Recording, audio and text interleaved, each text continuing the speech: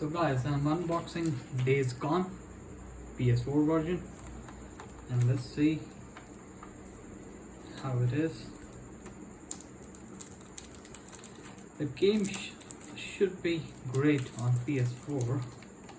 I mean, not in compared to a PC, but it should be playable.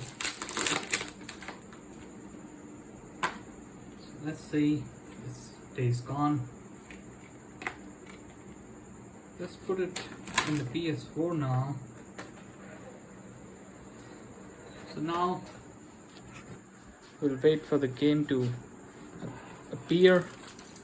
You can look at my collection. I have FIFA, Uncharted collection, WWE 2K20, Red Dead Redemption 2, GTA 5, Ratchet & Clank, God of War Remastered 3rd, Spider-Man, Need for Speed Payback, Heat, and Gran Turismo Sport, San Andreas, Horizon Zero Dawn, GTA 3, Last of Us both parts, and Vice City.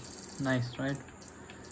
So we'll let Days Gone to finish copying into the system, then we'll see the gameplay.